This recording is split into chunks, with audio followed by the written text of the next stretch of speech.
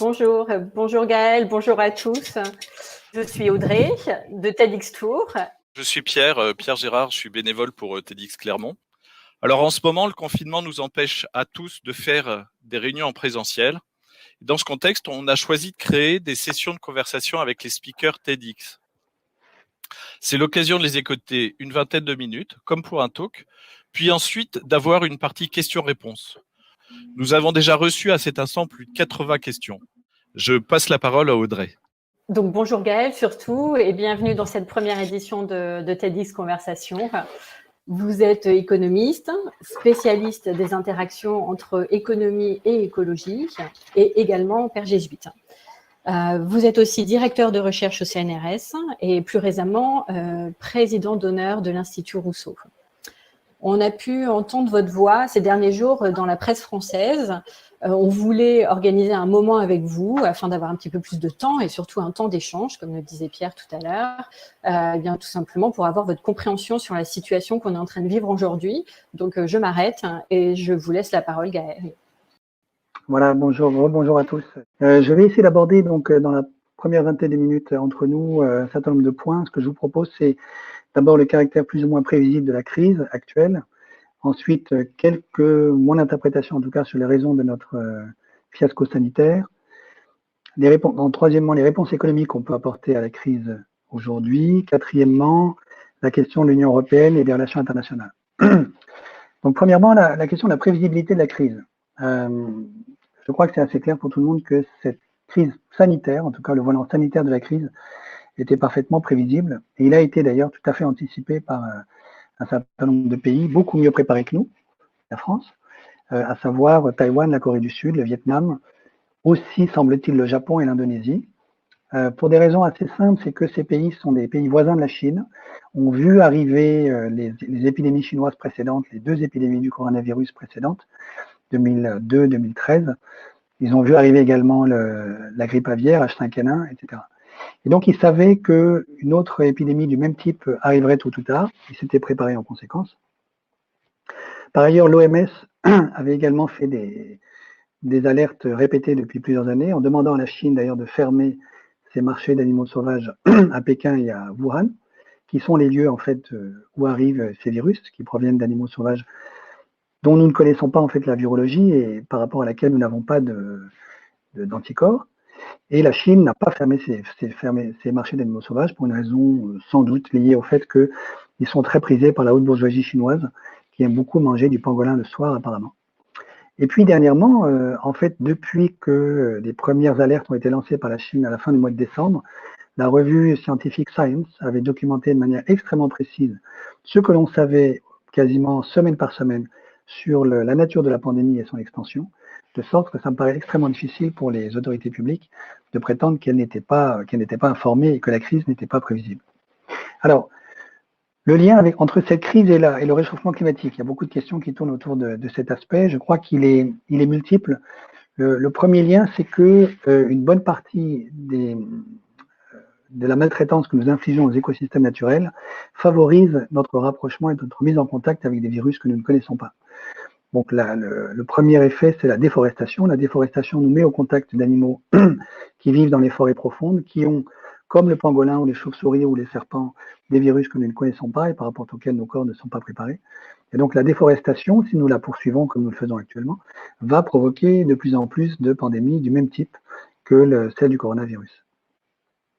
Par ailleurs, le réchauffement climatique va également, ça c'est bien connu depuis des années, provoquer l'accélération et l'extension d'un certain nombre de pandémies tropicales. Je pense évidemment à la malaria, qui devrait toucher plusieurs milliards de personnes d'ici 2050. Donc il y a un lien étroit entre, d'un côté, ce que nous infligeons à la planète, et en particulier la biodiversité, et des pandémies de ce type-là. Je crois qu'il y a on peut dire, il y a une raison encore plus profonde, qui est que la racine de la crise écologique et la racine de cette pandémie sont la même, à savoir que l'humanité est devenue l'espèce animale, mammifère, prédatrice, située au sommet de la pyramide des prédateurs. Donc, c'est la même raison qui fait que nous sommes capables de détruire toutes les chaînes de reproduction de tous les animaux sur la planète, depuis les poissons jusqu'aux oiseaux, ce que nous faisons actuellement, parce que nous sommes le super prédateur de la planète, et qui fait que nous sommes également le véhicule privilégié d'extension des pandémies, parce que pour un virus, c'est beaucoup plus efficace en termes d'évolution biologique, de se balader à partir de l'être humain, des 7,3 milliards que nous sommes, que de se balader, par exemple, sur le renne arctique qui est en train de disparaître à cause du réchauffement. Donc, il y a une raison unique, profonde, à ces deux grandes crises, et je crois que ce à quoi ça nous appelle en premier lieu, c'est la première grande remarque qu'on peut faire, à mon avis, c'est que ce à quoi nous sommes appelés, c'est apprendre à être le super prédateur que nous sommes, sans détruire pour autant les conditions naturelles d'existence de ce super prédateur, et en particulier en apprenant à ne pas nous mettre en contact des virus qui peuvent nous mettre en danger. Du côté des réactions des États, je crois qu'il y a plusieurs familles de réactions possibles qu'on a observées. La première, c'est la bonne, c'est celle qu'a mise en place Taïwan, la Corée du Sud, le Vietnam, dans une moindre mesure le Japon et l'Indonésie, qui consiste à pratiquer un dépistage extrêmement rapide des premières personnes infectées, à les mettre en quatorzaine immédiatement, ainsi que toutes les personnes qu'elles ont fréquentées, et à généraliser le port du masque dès que la première alerte apparaît. Ça a permis, au moins à Taïwan, à la Corée du Sud et au Vietnam, de ne pas pratiquer le lockdown, de ne pas pratiquer le confinement, ce qui est évidemment beaucoup moins coûteux que ce que nous faisons nous en termes économiques. La réponse des pays occidentaux a été essentiellement celle que nous pratiquions déjà au Moyen-Âge, qui consiste à se confiner. Alors elle-même, elle a différentes variantes. Vous avez la variante allemande qui, semble-t-il, est la plus réussie, qui consiste à avoir dépisté beaucoup dès le début. Alors, semble-t-il, moins efficacement tout de même qu'en Corée du Sud, à Taïwan ou au Vietnam, mais malgré tout beaucoup plus efficacement que nous en France. Actuellement, depuis plusieurs semaines, l'Allemagne pratique au moins 500 000 tests par semaine. Et si j'ai bien compris, en France, nous nous acheminons doucement vers 200 000 par semaine, ce qui est évidemment très insuffisant. Mais ça n'a pas permis à l'Allemagne d'éviter le lockdown et donc des conséquences économiques assez désastreuses du confinement. Et puis vous avez la plupart des autres pays occidentaux, l'Italie, la France notamment, qui ont pratiqué le lockdown, donc le confinement avec très peu de dépistage, au moins au début.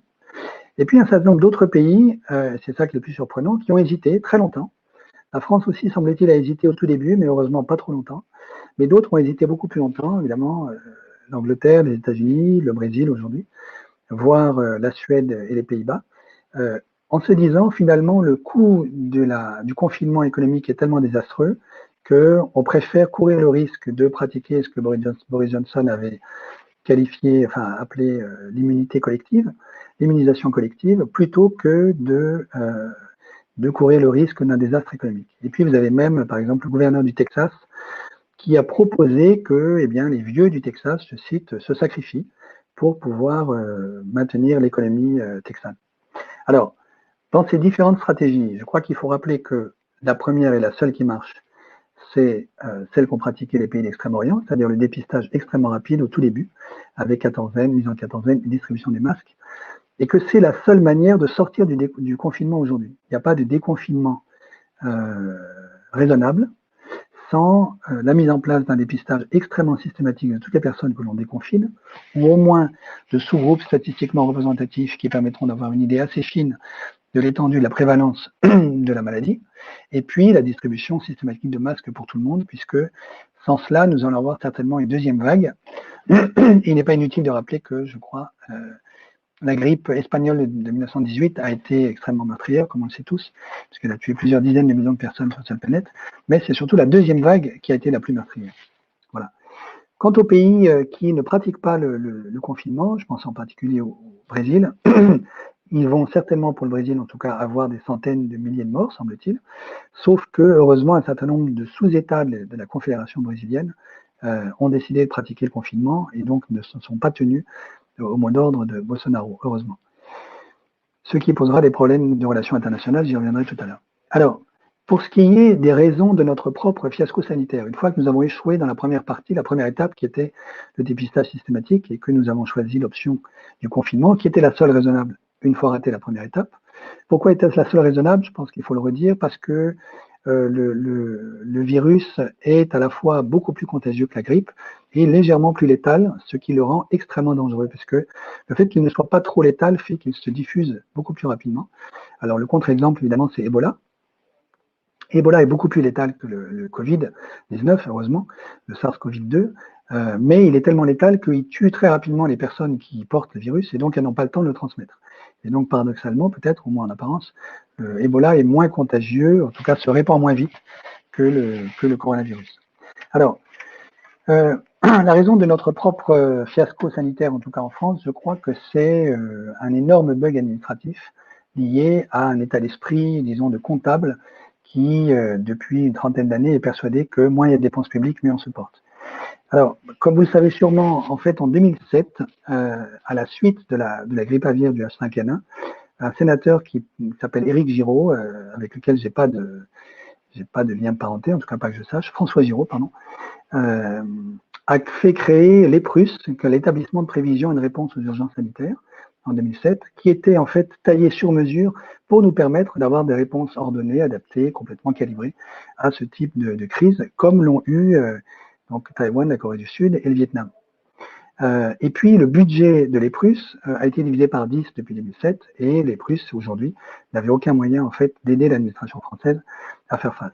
Alors pourquoi a-t-on divisé par 10 le budget de l'EPRUS? Certainement parce qu'on a pensé que faire des stocks de masques, faire des stocks d'enzymes pour permettre la diffusion des tests, c'est de la dépense publique gelée, dormante, qui ne sert à rien et qu'il faut pouvoir éliminer. En tout cas, c'est un certain état d'esprit comptable qui prévaut dans une partie de notre administration et certainement à Bercy. Voilà, je crois que c'est ça la racine du problème.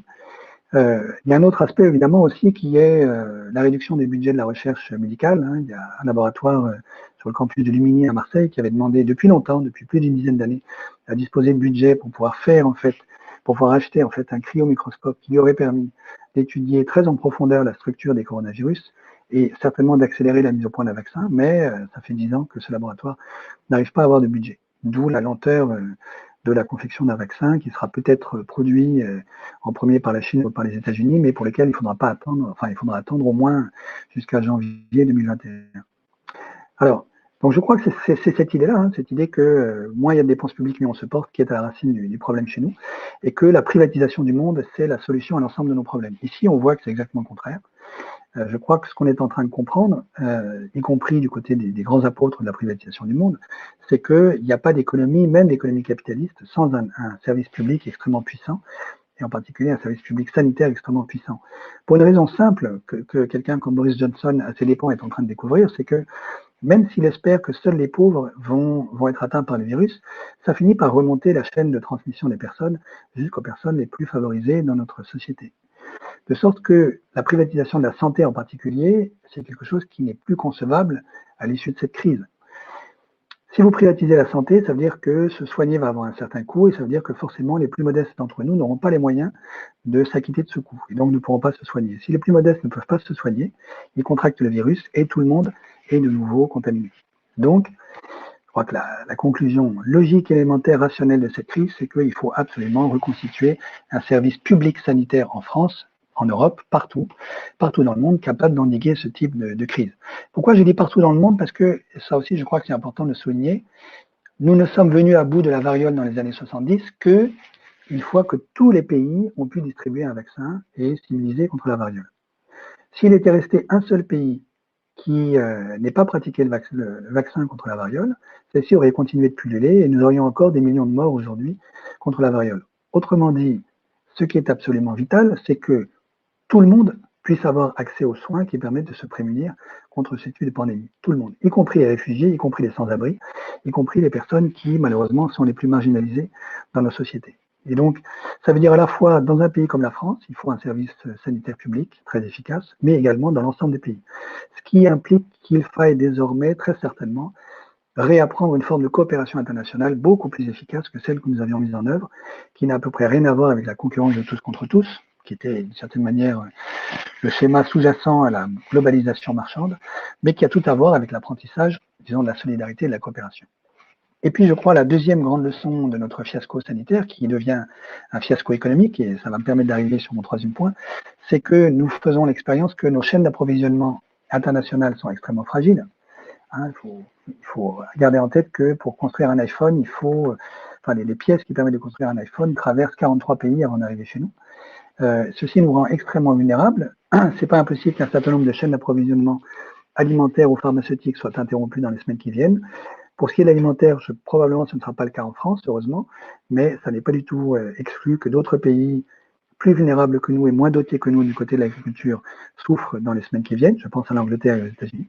Et puis, c'est possible aussi qu'il y ait des ruptures d'approvisionnement en médicaments.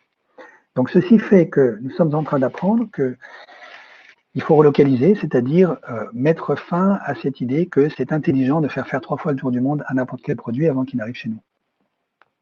Simplement, se relocaliser, c'est plus facile à dire qu'à faire, parce que avant de faire le grand changement, le jour d'après, le modèle que nous souhaitons tous advenir, hein, qui est celui de la transition écologique, en profitant de cette grande crise pour la mettre enfin en œuvre, il y a quand même un certain nombre d'urgences économiques auxquelles il faut réfléchir tout de suite. La première étant que, pour ce qui est de l'économie française, elle est très largement à l'arrêt. Donc 50% de l'industrie française, 50% des services, 85% du bâtiment sont à l'arrêt aujourd'hui. Et donc la question que ça pose, c'est comment remettre en marche l'économie réelle. Ce qui veut dire que la crise actuelle est très distincte de à la fois la crise de 2008 et la grande crise de 1929 avec laquelle tout le monde commence à la comparer aujourd'hui. Parce que ces deux autres crises étaient, disons, au moins en première analyse, d'origine financière. En tout cas, l'œil du cyclone était du côté de la sphère financière et s'est répandu ensuite du côté de l'économie réelle, même si on peut évidemment, et on a raison, s'interroger sur les racines profondes d'une crise financière elle-même. Cette fois-ci, l'œil du cyclone se trouve directement dans l'économie réelle. Et avec une crise à la fois de la demande et de l'offre, donc un effondrement de l'offre. Pourquoi? Parce qu'il y a des tas d'entreprises qui ne peuvent plus travailler. Et puis un effondrement de la demande. Pourquoi? Parce qu'il y a toute une série de ménages qui, même s'ils ont encore beaucoup de liquidités, ne peuvent plus les dépenser parce que tout est fermé et ils sont eux-mêmes confinés chez eux. Donc c'est ça qui est absolument nouveau dans la crise actuelle. Les conséquences en termes de PIB, donc vous savez qu'il y a beaucoup de débats et de calculs sur ces questions. Ça dépend des pays, ça dépend des économistes, mais disons, on peut certainement intuiter, même en faisant des petites règles de 3 élémentaires, que nous allons certainement marcher vers quelque chose comme moins 10% du PIB français, si on a un peu de chance, moins 7, moins 8, et des choses tout à fait analogues au niveau européen et même au niveau mondial. La Chine, en fait, ne s'en tire pas du tout mieux que nous, j'y reviendrai tout à l'heure.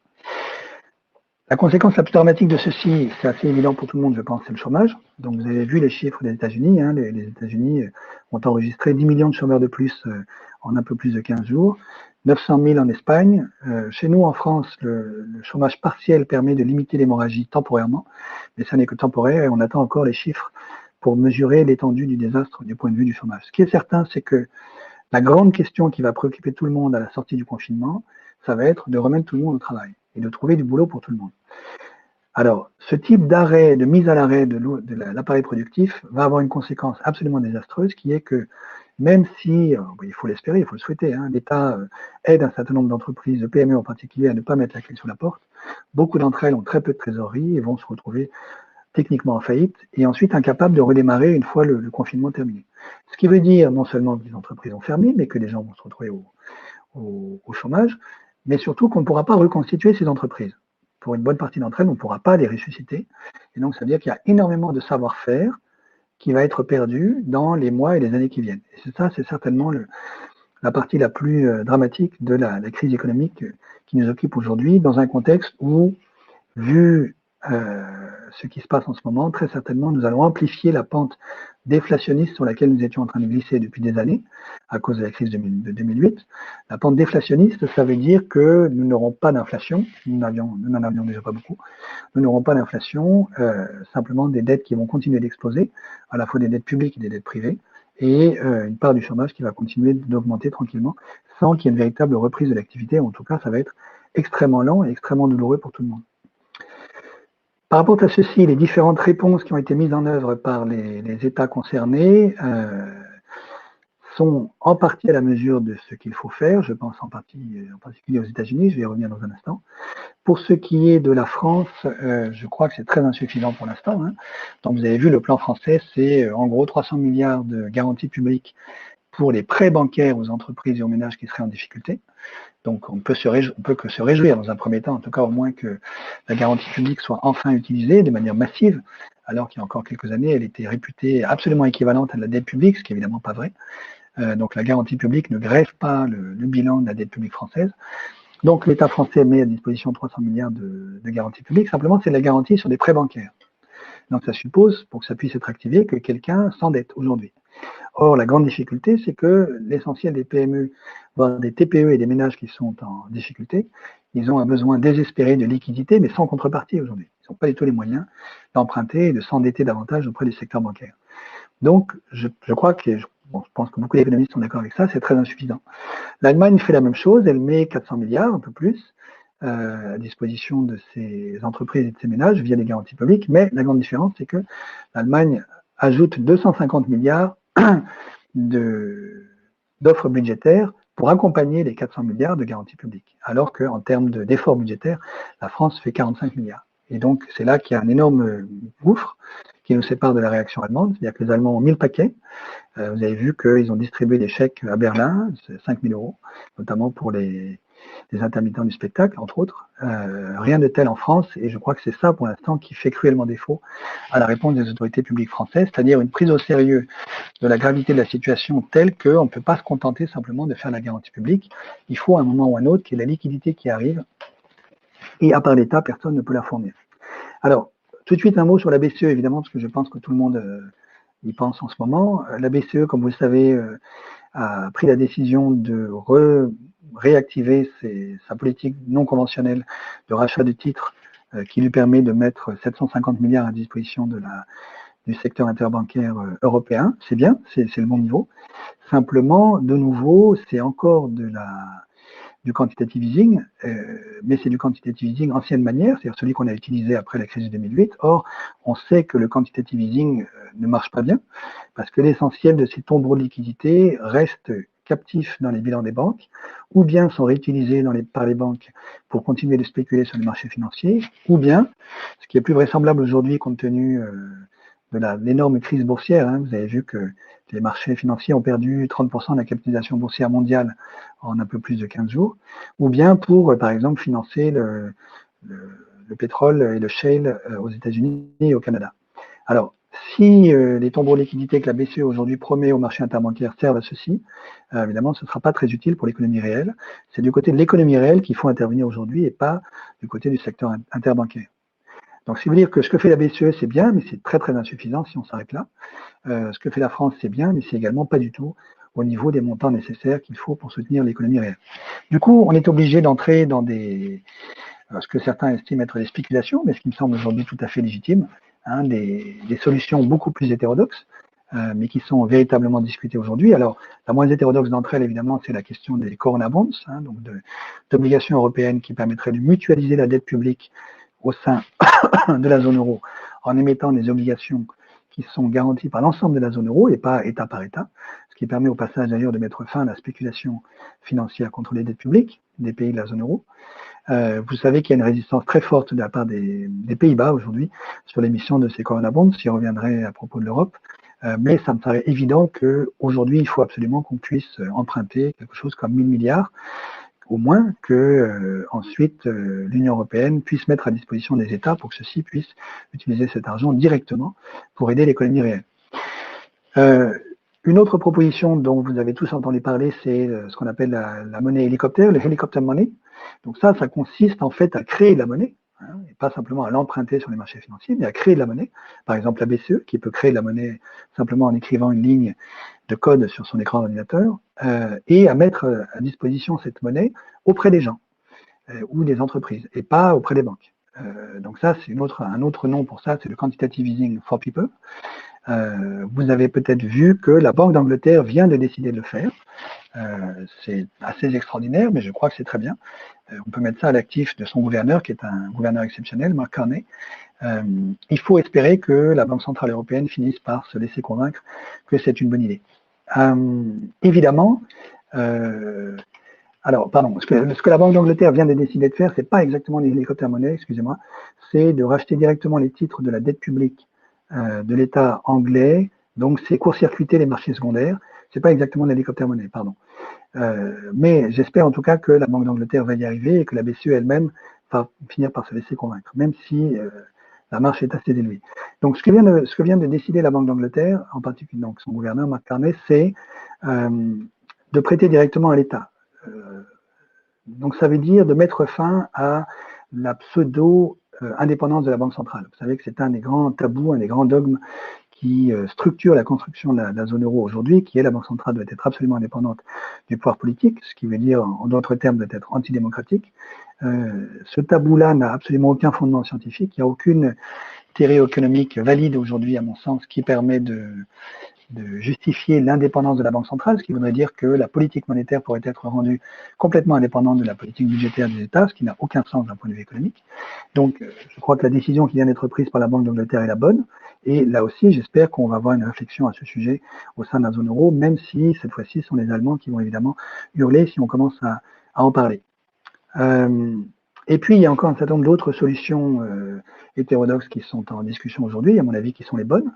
La plus intéressante, me semble-t-il, étant celle d'un État employeur en dernier ressort, c'est-à-dire d'un État qui se préoccuperait lui-même directement de créer des emplois. Alors, c'est un sujet qui est discuté depuis plusieurs années, hein, qui n'est pas découvert aujourd'hui. Ça ne veut pas dire du tout une étatisation complète de l'économie française, par exemple, hein, où tout le monde deviendrait fonctionnaire. Ça veut dire que l'État comprend que le secteur privé lui-même n'est pas capable de créer suffisamment d'emplois pour redonner du boulot à tout le monde et participe lui-même à la création d'emplois. En fait, au Danemark, en Angleterre et en Irlande, vous avez vu que ces trois États-là se sont engagés à financer entre 70 et 80% des salaires des personnes pour qu'elles puissent continuer de travailler. C'est une manière de socialiser le salariat. Et au Danemark, par exemple, l'État commence à réfléchir à l'idée de prendre en charge également les charges des entreprises. Et donc, le Danemark va très très loin dans la question de, disons, la prise en charge de la dépense des entreprises et donc d'une certaine manière l'étatisation de l'économie et du secteur privé. Ça ne veut pas dire que ce sont les fonctionnaires qui vont se substituer aux chefs d'entreprise, c'est-à-dire que l'État prend à sa charge une partie, la plus grande partie, du coût du fonctionnement d'entreprise. Je crois que c'est dans cette direction-là qu'il faut réfléchir, et en particulier pour la France, même s'il n'est pas du tout certain que ce soit cette direction que veuillent explorer les autorités publiques françaises. Et peut-être j'aurai l'occasion d'y revenir tout à l'heure, parce que je suis un petit peu trop long, sur ce qu'on peut faire aujourd'hui en France pour reconstruire l'économie française. Je voudrais juste terminer par deux mots. Le premier, c'est, il me paraît assez évident que l'Union européenne aujourd'hui court un risque majeur de dislocation à la fin de cette crise, si elle ne se montre pas plus solidaire. En particulier si les Pays-Bas continuent de vouloir conditionner toute aide via le SME à l'Italie à, par exemple, des réformes structurelles. Vous avez vu que la colère est en train de monter très très fort en Italie, en Espagne, au Portugal, et à mon avis à juste titre, sur la très très faible solidarité au sein de l'Europe.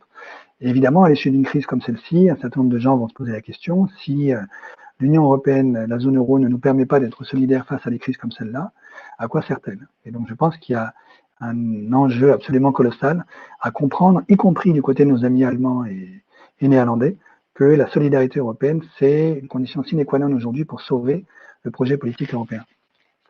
Et puis, un dernier mot avant de vous laisser la parole sur la dimension internationale.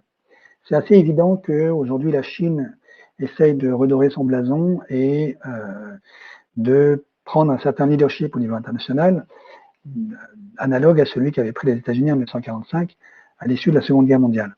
Je crois qu'il faut être conscient du fait que c'est la Chine qui est à l'origine du problème, que la Chine, les autorités chinoises ont masqué la gravité de la pandémie pendant presque un mois, ce qui a fait prendre beaucoup de retard à l'ensemble de la communauté internationale sur la prise de conscience de la gravité du problème, que le bilan des morts en Chine est nettement supérieur à ce que disent les chiffres officiels. Donc, ce que donne un certain nombre de sites internet de Chinois dissidents, c'est pour la seule province de Hubei, où se trouve Wuhan, 750 000 morts pour la seule province de Hubei, et pour l'ensemble de la Chine, peut-être 2 millions de morts. Donc, on est très très loin du succès que Xi Jinping essaie de s'attribuer à lui-même dans sa propre propagande d'État. Voilà. Et donc, je crois qu'il faut faire très attention aux tentatives de récupération par la Chine de la crise qu'elle a provoquée sur l'ensemble de la planète. En outre, l'aide qu'elle a apportée à l'Italie n'était pas du tout une aide gratuite. En fait, les Italiens ont dû acheter le matériel médical chinois qui leur a été apporté par la Chine. Donc, la solidarité chinoise avec l'Europe est extrêmement relative. Voilà. Alors, par ailleurs, c'est vrai aussi que les États-Unis font la démonstration aujourd'hui du fait qu'ils ont complètement perdu le leadership sur l'ensemble de la planète. Hein. La réaction américaine aujourd'hui n'a strictement rien à voir avec celle qui avait pu être la sienne en 2008, par exemple. Hein. Ce qui va poser un énorme problème sur la structure, disons, multilatérale de la planète et sur les possibilités de mise en œuvre de la coopération telle que je l'avais appelé de mes voeux tout à l'heure à propos de l'éradication de la maladie. Donc je crois que le grand défi, on pourrait dire politique, philosophique, intellectuel auquel nous sommes confrontés aujourd'hui, c'est de devoir apprendre à relocaliser une partie de notre production, à produire français, à réindustrialiser l'économie française. Parce que nous ne pouvons pas continuer à être aussi dépendants des chaînes d'approvisionnement internationales que nous sommes aujourd'hui, et dans le même temps, à apprendre à collaborer, à coopérer avec l'ensemble de la planète pour pouvoir nous préparer tous ensemble aux prochaines pandémies. Parce que malheureusement, on sait qu'il y en aura d'autres. Hein, ce coronavirus n'est pas le dernier. Je pense qu'il pourrait fort bien muter dans les semaines ou les mois qui viennent et devenir malheureusement une épidémie saisonnière. Et même s'il ne devenait pas, de toute manière, comme je l'ai dit tout à l'heure, il y aura beaucoup d'autres pandémies du même type. Le réchauffement climatique est en train de nous les préparer.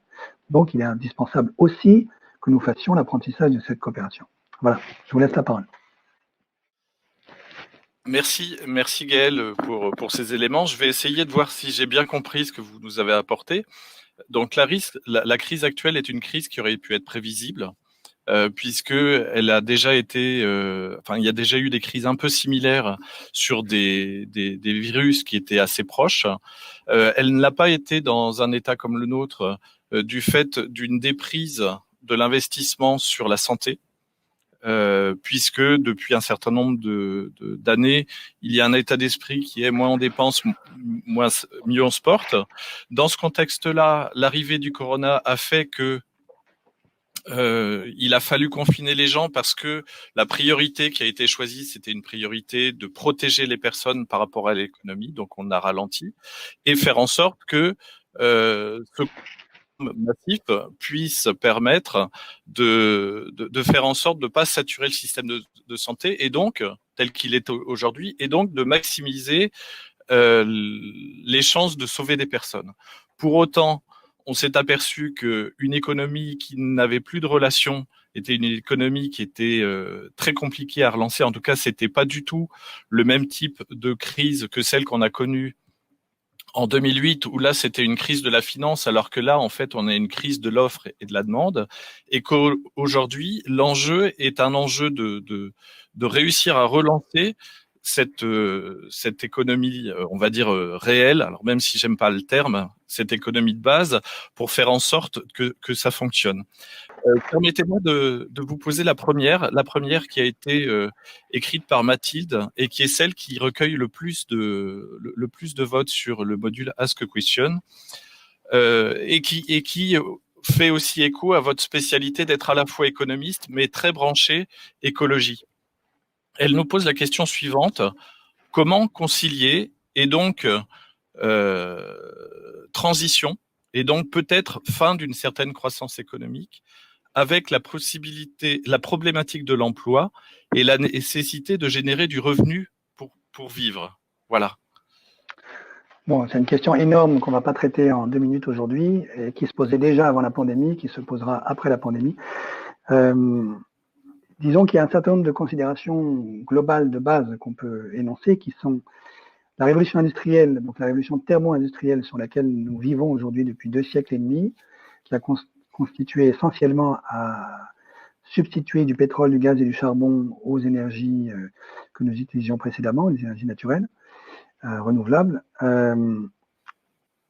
Cette révolution industrielle, en fait, lutte contre l'emploi, au sens où le pétrole est une énergie extrêmement productive, tellement productive que c'est plus pratique pour nous de substituer des machines qui fonctionnent au pétrole à des humains que d'essayer de nourrir des humains.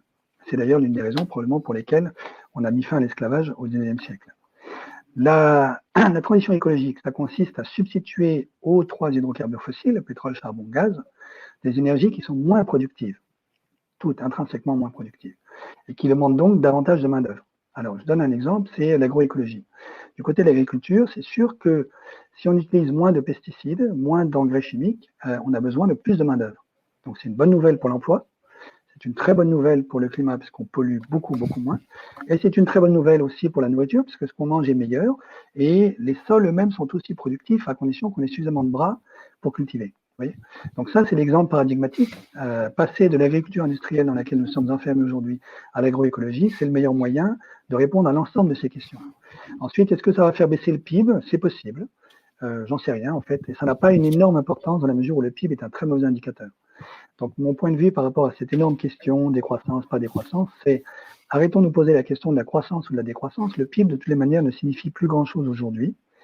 Mais posons-nous la question de comment on crée des emplois dans l'agriculture aujourd'hui. Et d'ailleurs, ce serait l'une des urgences à mettre en œuvre aujourd'hui, puisqu'on manque de 200 000, 300 000 saisonniers dans l'agriculture française en ce moment. Mais la grande difficulté, et quelqu'un comme Hélène Le Thénault a beaucoup attiré l'attention là-dessus dans un papier qu'elle a sorti il y a quelques jours, et à mon avis à juste titre, c'est une question de formation professionnelle. C'est-à-dire que vous et moi, Pierre, si on nous envoie dans les champs demain matin, même avec mes petits bras, je ferai beaucoup d'efforts, mais je ne serai pas très productif, parce qu'il me manque beaucoup de savoir-faire. Et donc, on ne peut pas tous se reconvertir demain matin à la transition écologique. Et donc, si on veut à la fois créer des emplois, améliorer la balance commerciale française, parce que la balance commerciale française, elle est déficitaire à cause du fait que nous importons 70 milliards de pétrole chaque année, tenir nos engagements à l'accord de Paris en 2015, et avoir un mode de vie plus sain, plus sympa et plus cool, il faut faire la transition, mais ça suppose d'apprendre des techniques, des savoir-faire que les urbains bureaucrates, que nous sommes pour une bonne partie d'entre nous, ne connaissent pas. Et donc là, il y a un énorme travail d'apprentissage à mettre en œuvre. Une question là en lien donc de la part de Saint-Fort qui nous dit comment promouvoir à la fois des circuits courts, le local, l'autonomie régionale ou nationale qu'on a pu évoquer, et éviter le repli sur soi surtout, et le protectionnisme qui pointe le bout de son nez, ainsi que le populisme. Alors, je pense qu'il faut apprendre à distinguer les termes. L'Europe de l'Ouest était protectionniste pendant les 30 Glorieuses. Et nous ne nous sommes pas fait la guerre, nous avons discuté entre nous, construit le projet européen. Voilà. Le protectionnisme, ça concerne l'échange des biens. Les relations internationales, ça concerne aussi l'échange des idées, des personnes, et c'est quelque chose de distinct. Donc on peut être protectionniste du point de vue économique et tout à fait mondialiste, si je puis dire, du point de vue des idées et des échanges de personnes. Ce sont deux sujets complètement différents. Inversement, la France et la Prusse venaient de signer un traité de libre-échange peu de temps avant 1870, date à laquelle, comme vous le savez, nous nous sommes fait la guerre. Donc le libre-échange n'est pas du tout le synonyme de la paix et le protectionnisme le synonyme de la guerre. Je crois qu'il faut vraiment distinguer ces deux choses, et je crois que ce que nous allons avoir à réapprendre, mais alors, après on peut rentrer dans le débat technique là-dessus, hein, je peux vous donner quelques éléments, mais ce que nous allons avoir à réapprendre aujourd'hui, c'est ça, c'est-à-dire ne pas croire que la concurrence de tous contre tous et l'ouverture de toutes les frontières et l'abolition des barrières aux échanges internationaux, c'est le nec plus ultra, parce que ça nous fragilise, ça nous vulnérabilise, comme nous en faisons l'expérience aujourd'hui. Mais dans le même temps, ne pas sombrer à la tentation populiste, ou nationaliste, qui est de nous replier sur nous-mêmes et de refuser d'avoir des relations avec les autres, parce que dans ce cas-là, nous ne serons pas capables de faire face à la prochaine pandémie. Puisque pour faire face à la prochaine pandémie, mais même d'ailleurs à celle-ci, parce que nous ne l'avons pas encore terrassée, il faut absolument une coordination internationale et une coopération internationale, comme nous l'avons fait pour éradiquer la variole. Donc là, voilà, il y a une espèce de défi à relever, mais je suis sûr que l'humanité est suffisamment intelligente pour apprendre à le faire. Alors, à mon avis, la réponse clé dans cette affaire-là, c'est le concept des communs mondiaux, des biens communs mondiaux.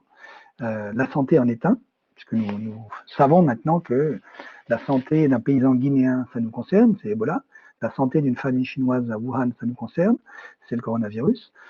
Et en même temps, heureusement, il n'y a pas d'État mondial pour traiter la santé comme un bien public qu'une administration mondiale, fût-ce celle de Xi Jinping, surtout pas, ni celle des États-Unis, pourrait administrer pour tout le monde. Donc il faut une coopération internationale où chacun prenne conscience du fait que nous avons tous mutuellement intérêt à être coopératifs. Heureusement, il existe déjà des exemples de coopération de cette nature qui, justement, en plus, concernent la santé. Le plus bel exemple, à ma connaissance, c'est un organe qui s'appelle DNDi, Drugs for Neglected Disease Initiative, qui a été créé il y a une quinzaine d'années par des médecins français à Genève et qui s'occupe de produire des médicaments pour des maladies négligées par le secteur privé. Par exemple, l'hépatite C en Égypte, qui est vendue par DNDi très peu cher. De mémoire, je crois que c'est 300 ou 400 $ la thérapie, contre plusieurs milliers d'euros en France. Et DNDi, c'est un conglomérat où vous avez à la fois l'industrie pharmaceutique privée, des États, des ONG, qui apprennent à travailler ensemble et à produire ce que ni le privé tout seul, ni les États tout seuls, ni les ONG toutes seules n'arrivent à produire. Donc c'est ça qu'il faut qu'on arrive à faire au niveau international, parce que l'OMS, donc l'OMS est une création, disons, typiquement onusienne, basée sur la grande idée de la Société des Nations des années 20, mais vous avez remarqué premièrement que presque personne n'a écouté l'OMS depuis quelques mois, même si l'OMS depuis longtemps avertissait que ce type de pandémie allait arriver, et que nos autorités ont un mal incroyable aujourd'hui à écouter davantage l'OMS que le FMI. Donc, l'OMS, c'est le multilatéralisme qui prévalait jusqu'à il y a quelques années. Je crois que ce dont nous faisons l'expérience aujourd'hui, c'est que ça ne suffit pas. Je ne dis pas qu'il faut abolir l'OMS, pas du tout, mais c'est que ça ne suffit pas et qu'il faut créer d'autres institutions internationales qui mettent en collaboration autour de la table le secteur privé, on en a besoin, les États, sans eux on ne peut rien faire, et la société civile.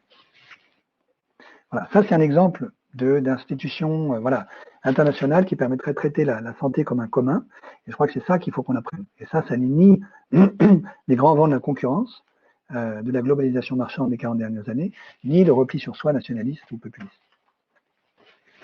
Gaël, vous parliez beaucoup de la santé. On a vu en début de crise des questions où les gens sont allés chercher des substances, ou des éléments de subsistance, farine, sucre, papier toilette aussi, mais bon, œufs. Santé, c'est un point clé, mais l'alimentation. Aujourd'hui, on est quand même sur une planète où on est très nombreux. On parle beaucoup de coordination au niveau de la santé, mais qu'est-ce qu'il en est au niveau de l'alimentation? Même la France, par exemple, est très dépendante de ces importations du Brésil, par exemple, pour tout ce qui est aviculture, donc élevage de poulets ou élevage de porcs. Comment on peut imaginer cette question de l'alimentation? Parce que vous l'avez esquissé avec la main-d'œuvre agricole.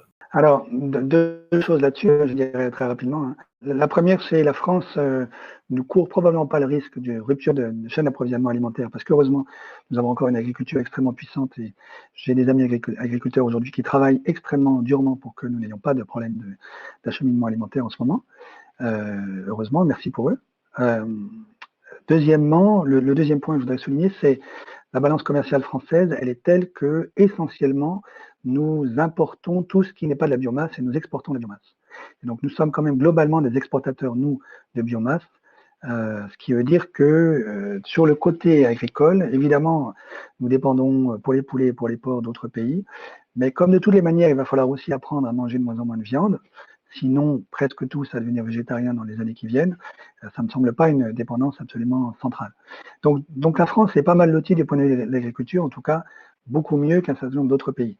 Au niveau international, c'est clair qu'il y a un énorme effort de coopération à mettre en œuvre, mais ça c'est vrai depuis plusieurs décennies. Hein. La planète a largement de quoi produire en production agricole, de quoi nourrir la totalité de la planète aujourd'hui, y compris les 7,3 milliards que nous sommes. C'est pas un problème de capacité de production, c'est un problème de distribution. Et vous savez que la corne est de l'Afrique aujourd'hui est probablement en train de tomber dans une famine extrêmement sévère. Peut-être d'autres régions d'Afrique subsaharienne, je ne sais pas. En tout cas, à coup sûr, malheureusement, la corne est de l'Afrique. Donc là aussi, bon, la FAO est complètement insuffisante et là aussi, il y a des efforts de coordination. La difficulté que je vois, c'est l'impact d'une famine dans des pays du Sud, c'est des hordes de migrants qui arrivent.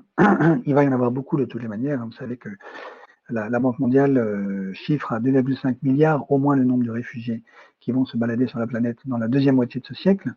Donc c'est clair qu'il faut aussi que nous réfléchissions à ça, nous, Européens, c'est comment aider, y compris maintenant, de toute urgence, le continent africain, de manière à ne pas nous retrouver avec des problèmes, disons, populistes majeurs le jour où des millions d'Africains vont vouloir arriver en Europe. Il faut les aider à être heureux et à vivre en Afrique pour que nous puissions collaborer avec eux. Et d'ailleurs, comme le disait il n'y a pas très longtemps Kakonou Bokpo, un ami, l'ancien ministre de la prospective du Togo, une autre Afrique est possible et elle peut être construite à l'issue de cette pandémie. Donc il faut absolument aussi que l'Europe aide le continent africain à le faire, pas en donnant des leçons, sur leur problème, franchement, sur la crise, nous n'avons aucune leçon à donner, mais par exemple, c'est un premier pas, et c'est la France qui l'a proposé, en annulant tout de suite une bonne partie des dettes publiques des pays africains, de manière qu'ils ne soient pas au moins contraints par ceci. Question qui va se poser également pour l'Europe. Il faudra également songer en Europe, à mon avis, à annuler les dettes publiques. J'en ai pas parlé tout à l'heure, mais peut-être que vous me poserez une question là-dessus. Ce sera également, à mon avis, une question qu'il faudra se poser. Merci. Merci Gaëlle. On a parlé de beaucoup, on évoque beaucoup de concepts économiques, hein, et là il y a eu beaucoup de questions qui ont tourné autour de ça. Selon vous Gaëlle, justement, dans ces idéologies économiques d'aujourd'hui sur lesquelles notre société est bâtie, et ben lesquelles sont majoritairement remises en question là en ce moment, lesquelles sont questionnées? Bon, je crois que ce qui est quand même très largement remis en cause aujourd'hui, c'est l'idée que moins il y a de dépenses publiques, mais on se porte. Hein. Cette idée-là, qui est l'axiome de base, disons, de l'austérité budgétaire, elle provient d'une erreur de fond qui habite la totalité de l'économie néolibérale, hein, pour être un tout petit peu plus précis, l'économie néoclassique, c'est que la dépense publique nuit à l'économie. En réalité, c'est le contraire. Si vous êtes dans une économie qui est en situation de déflation, comme c'est le cas aujourd'hui, et que ce sera encore plus le cas dans les semaines qui viennent, le seul acteur qui puisse continuer de dépenser sans mourir, c'est l'État. Et si l'État continue de dépenser, il permet à l'activité économique de continuer d'exister, sans quoi tout s'effondre. Donc, c'est ça, à mon avis, qui est, bon, c'est assez clair, qui est en train d'être remis en cause, y compris dans le discours du président de la République en France. Hein, c'est l'État, en fait, n'est pas le problème, mais c'est la solution. Ça ne veut pas dire qu'il faut étatiser la totalité de l'économie, mais que sans un service public, notamment de santé extrêmement performant, on ne peut absolument pas avoir d'économie, même une économie capitaliste. Ça, je pense, c'est la première idéologie qui tombe. La deuxième idéologie qui tombe, c'est le fait que la mondialisation rend tout le monde heureux et tout le monde plus prospère. En réalité, on le savait déjà, ça n'est pas vrai. La globalisation marchande, bon, les travaux macroéconomiques qui ont été mis en œuvre pour essayer de mesurer empiriquement combien elle a fait gagner à la planète, bon, conclut dans le meilleur des cas à quelques centaines de milliards de gains de dollars sur la trentaine d'années qui précèdent, ce qui est rien du tout. Et c'est essentiellement la Chine qui en a profité. Donc la globalisation marchande n'a pas profité à un grand monde, sinon à une toute petite partie de la population. Et elle aussi, elle est évidemment remise en cause à travers ce qui nous expose à la figure, c'est-à-dire la grande vulnérabilité des chaînes d'approvisionnement dont nous dépendons aujourd'hui. J'ai une question qui nous est arrivée par des jeunes, par quelqu'un qui s'appelle Déborah et qui organise ce qu'on appelle les Conf Kids, des conférences pour les enfants. Je vais vous la lire. Vous parliez au début de vidéos de l'homme comme d'un superprédateur dont il fallait préserver la position de superprédateur tout en faisant en sorte qu'il ne soit pas délétère pour son environnement. N'est-ce pas antinomique ? Est-ce que cette position de superprédateur ne fait pas partie des idéologies remises en cause ou à remettre en cause ? Oui, bien sûr, je suis d'accord avec vous. Hein. Je pense que ce qui est à remettre en cause, c'est l'homme de Vitruve, hein, de Léonard de Vinci, c'est-à-dire un homme qui, et c'est pas un hasard, est un mâle blanc, tout seul, armé de la géométrie et qui n'a aucun lien avec la nature. Et aucun lien avec le genre féminin au passage d'ailleurs. Donc c'est ça qu'il faut remettre en cause. C'est cette espèce de sujet occidental dans une solitude métaphysique totale qui ne devrait rien à personne et qui ne serait pas en dépendance radicale, très profonde avec les autres humains et avec son environnement. Le fait que nous soyons capables de détruire la planète, ça, c'est pas une question d'idéologie. Je veux dire, le fait qu'aujourd'hui on soit biologiquement le superprédateur de l'ensemble du règne animal, c'est pas d'ordre idéologique. Ce qui est idéologique, c'est ce que nous en faisons. Et c'est ça qu'il faut que nous apprenions. C'est-à-dire, nous avons une puissance extraordinaire à notre disposition. Et ce dont nous devons apprendre, c'est à utiliser cette puissance intelligemment, c'est-à-dire en coopérant avec le règne du vivant, en apprenant à vivre en bonne intelligence avec l'ensemble du vivant et l'ensemble des écosystèmes dont nous dépendons aujourd'hui plutôt que de le détruire. C'est ça. Et c'est là que l'idéologie, et notamment la question de l'homme de Vitruve, entre en jeu. On parle de l'homme justement, beaucoup de questions sur nous en tant que particuliers dans la société dans laquelle on vit. De quelles premières actions en fait on pourrait initier chacun. Bon, là, c'est un sujet énorme. Il y a beaucoup de choses que chacun peut mettre en œuvre aujourd'hui. La première, je le rappelle, je le redis, hein, c'est une évidence pour tout le monde, mais c'est de garder de manière extrêmement stricte le confinement. Tant que nous n'avons pas de distribution de masques systématiques et de dépistage systématique de sous-groupes statistiques, d'échantillons statistiques qui permettent de tracer la maladie et la deuxième vague qui va nous arriver. Et après, tout ce qui peut être mis en œuvre, alors ça dépend complètement de l'endroit où on habite, mais en gros, vous voyez, à mon avis, le grand projet pour l'économie française dans les années qui viennent, c'est d'une part la rénovation thermique de tous les bâtiments. Donc ça dépend de l'État, mais l'État peut le mettre en œuvre tout de suite. Donc, c'est les collectifs citoyens qui peuvent faire pression sur la puissance publique pour que la puissance publique mette en œuvre aujourd'hui la rénovation thermique de tous les bâtiments, privés et publics, mais en particulier publics, ce qui permettrait de réhabiliter la totalité de nos petites villes de province, les centres-villes de province, qui sont souvent malheureusement en piteux état, qui créerait des emplois partout. Ça créerait tellement d'emplois qu'on manque de main-d'œuvre qualifiée dans le BTP pour le faire.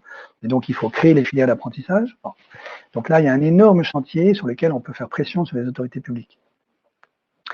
À titre individuel, tel ou tel, si ça l'intéresse, évidemment, si c'est sa vocation, peut aussi se former du côté des bâtiments écologiquement vertueux. Là aussi, il y a toute une filière d'apprentissage qu'il faut réussir à mettre en œuvre, qui existe déjà en partie et qui constitue un vivier d'emploi, à mon avis, extrêmement intéressant pour les années qui viennent. Ça, c'est pour se loger. Il y a évidemment un aspect urbanistique majeur qui est comment reconstituer des petites villes plutôt circulaires, pour ceux qui connaissent ça, c'est l'inégalité isopérimétrique, plutôt circulaire, très dense, avec du transport public à l'intérieur de chaque petite ville et des circuits agricoles courts, plutôt d'agroécologie, avec de la nourriture qui est acheminée par train en centre-ville, près de la gare. Donc vous voyez que si c'est ça le schéma urbain pour nous dans les années qui viennent, chacun de nous peut prendre ses dispositions, c'est-à-dire il faut renoncer à l'imaginaire de la banlieue pavillonnaire avec ses 3 piscines, il faut renoncer à aller se nourrir au supermarché qui est à 4 km en voiture, et il faut reconstituer des liens à l'intérieur de nos villes, de manière à avancer le plus vite possible dans le sens de ce schéma urbain ici, dont je viens de parler. Et donc ça dépend évidemment des communes, ça dépend des communautés de communes, mais ça dépend aussi des citoyens qui sont capables à la fois de dialoguer et de constituer eux-mêmes le réseau urbain, puisque celui-ci ne se décrète pas d'en haut. Et puis, il y a la mobilité. Donc, il y a se loger, il y a ensuite la mobilité. La mobilité, vous le savez bien, c'est avancer le plus vite possible vers une mobilité verte. Et donc, ça veut dire prendre le moins possible l'avion, voire plus du tout, en tout cas, plus du tout pour les transports, les déplacements à l'intérieur du même continent, donc intracontinentaux. Mais également, par exemple, troquer le plus vite possible sa voiture à moteur thermique contre une voiture électrique. C'est très clair, et faire pression à la fois sur nos autorités publiques et sur le secteur privé pour avancer le plus vite possible vers des transports publics à l'hydrogène. Nous avons un champion sur l'hydrogène qui s'appelle Air Liquide, qui est tout à fait capable de faire ça. Et là aussi, c'est un bassin, un vivier d'emploi absolument extraordinaire qu'il faut pouvoir mobiliser. Et puis, alors, il y a encore un autre aspect, à mon avis, qu'on peut souligner, sur lequel chacun d'entre nous peut contribuer, c'est la constitution des éco-villages et tout ce qui tourne autour de ce qu'on pourrait appeler l'économie circulaire, les communs locaux et les monnaies locales. Donc ça, chacun de nous peut y participer, c'est-à-dire transformer le village auquel j'appartiens en un éco-village, dans lequel la totalité des déchets sont recyclés, l'eau est recyclée, toute électricité provient d'énergie renouvelable, on pratique de la permaculture de la manière la plus répandue possible, etc., etc.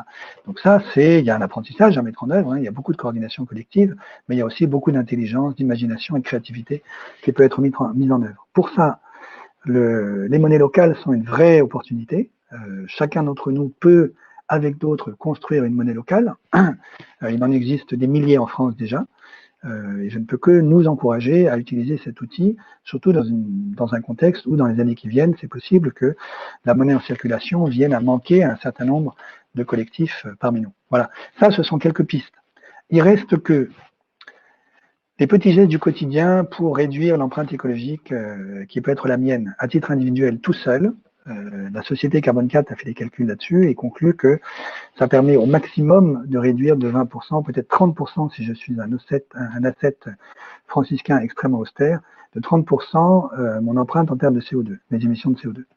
Donc c'est très insuffisant puisque si on veut avoir quelque chance de rester pas trop loin des plus de degrés à la fin du siècle, il faut réussir à obtenir la neutralité carbone avant 2070, plutôt 2060 au niveau mondial. Et donc, ça veut dire que les petits gestes du quotidien sont absolument nécessaires, mais très insuffisants. Il faut aussi absolument que l'État s'engage. Sans l'État, on ne peut pas le faire. Et donc ça dépend de nous aussi comme citoyens. Il faut qu'on vote, il faut qu'on alimente le débat public et qu'on fasse pression sur nos politiques pour qu'ils mettent en œuvre cette transition écologique. Vous avez parlé des monnaies locales, de l'action locale. Il y a dans l'ensemble des questions qu'on a pu relever des éléments autour de la gouvernance. Alors la gouvernance d'abord d'un côté du système financier, Est-ce que, et pour l'illustrer, j'ai une question qui est, pensez-vous qu'un modèle décentralisé de la finance et de l'économie, avec des monnaies qu'on appelle virtuelles, Bitcoin, crypto-monnaie ou technologie blockchain par extension, qui sont pas forcément les choses les plus accessibles à tout le monde, se positionne en tant qu'alternative viable au modèle actuel? En creux de cette question, c'est finalement quelle gouvernance demain pour la finance mondiale? Est-ce que on la laisse fonctionner telle qu'elle est, ou est-ce qu'on invente d'autres modèles de gouvernance? Bon, c'est une énorme question qu'on ne va pas pouvoir résoudre en 2 minutes non plus. La finance mondiale, je n'ai aucune idée de la manière dont elle va évoluer dans les mois qui viennent. Ce qui est certain, comme je le disais tout à l'heure, c'est que on a perdu un tiers de la capitalisation boursière en quelques semaines. C'est possible qu'on ne soit pas du tout à la fin du krach financier, surtout si on se rend compte, comme ça va probablement être le cas, que l'économie américaine va enregistrer quelque chose comme 30% de chômeurs à la fin de cette année. Donc il est possible que ça génère de nouveau une panique de la part des marchés financiers, en plus dans un contexte où le baril pétrolier est très faible, autour de $20 le baril, ce qui est très insuffisant pour le pétrole américain, et ce qui veut dire à terme d'énormes difficultés financières pour le secteur pétrolier américain, qui est lui-même intrinsèquement et très profondément relié à la sphère financière. Et donc, bon, tout ceci crée un contexte dans lequel on peut craindre malheureusement que ce qui a déjà été perdu non seulement ne soit pas récupéré, mais ne soit que le début d'un krach financier monumental. Donc, je ne sais pas très bien comment ceci va évoluer dans les mois qui viennent. Ce qui me paraît très clair, c'est que dès avant la pandémie déjà, le circuit macroéconomique qui était sous-jacent à l'explosion de la bulle financière avait été grippé, c'est-à-dire que jusqu'en 2008-2009, la Chine était l'usine du monde et recyclait une partie de ses excédents commerciaux dans la sphère financière de Londres et des États-Unis. Et ces excédents commerciaux permettaient d'alimenter la machine financière. Depuis 2009, ça n'est plus le cas. La Chine a réorienté sa production industrielle sur son propre territoire et ne recycle plus ses excédents commerciaux dans la sphère financière occidentale.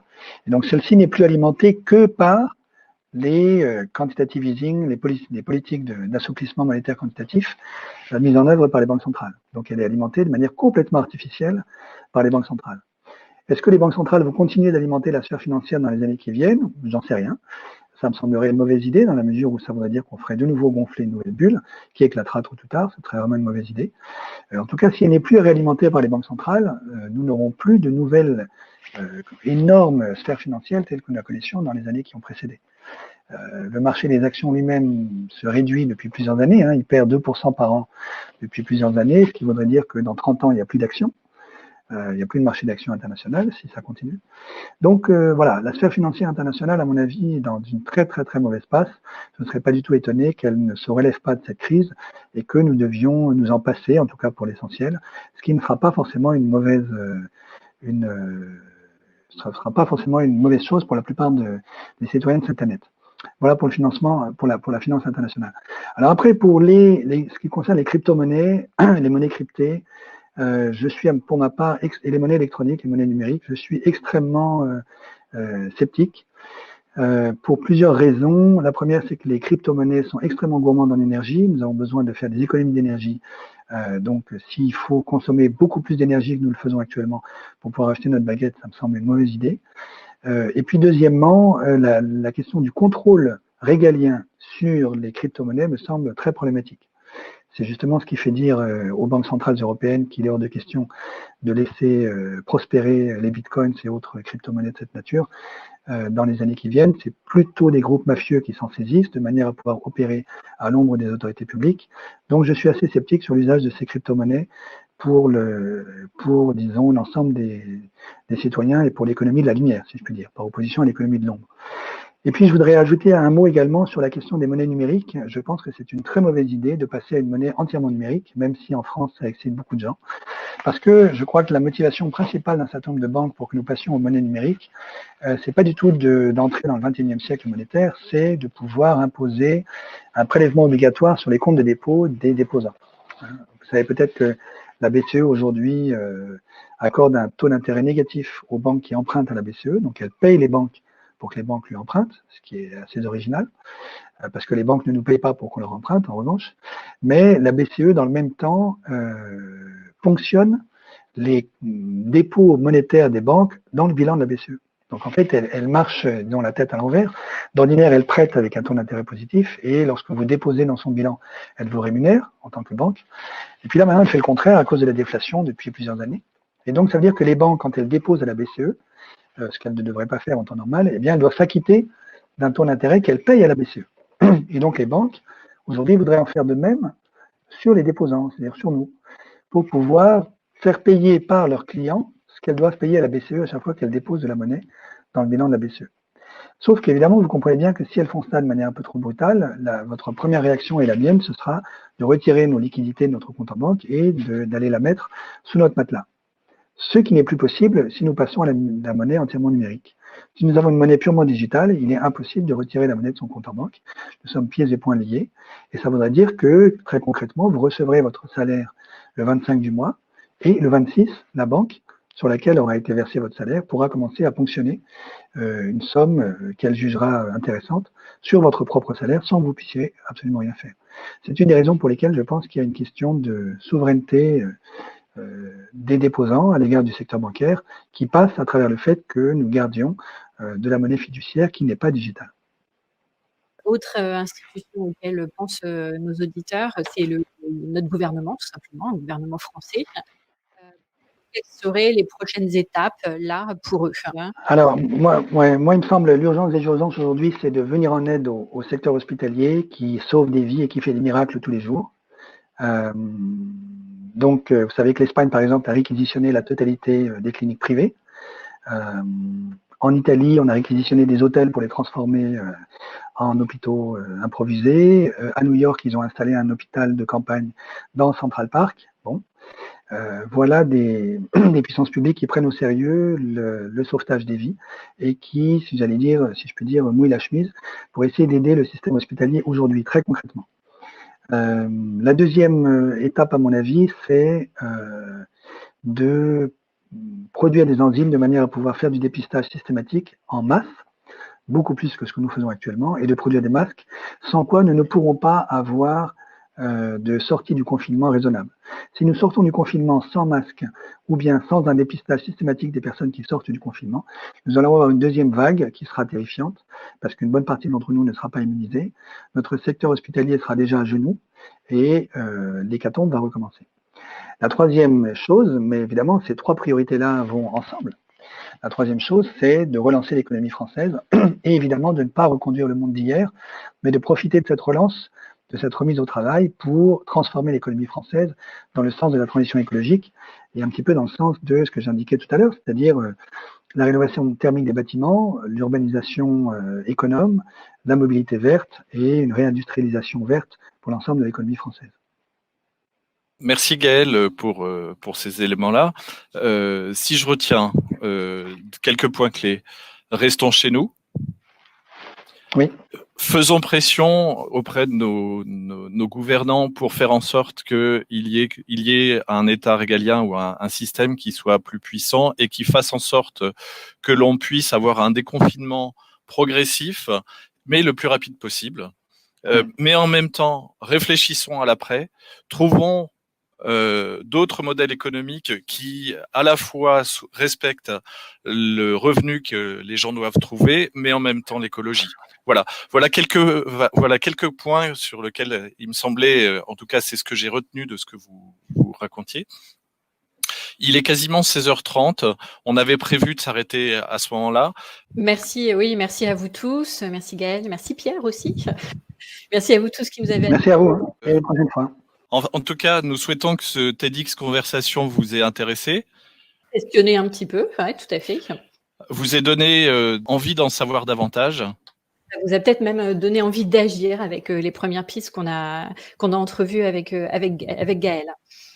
En tout cas, si c'est le cas, pour nous, bénévoles, c'est la plus belle récompense d'avoir des personnes qui ont envie de bouger. Prenez bien soin de vous tous, portez-vous bien. Et encore merci Gaël. Merci. Merci beaucoup. Merci beaucoup. Au revoir. Au revoir.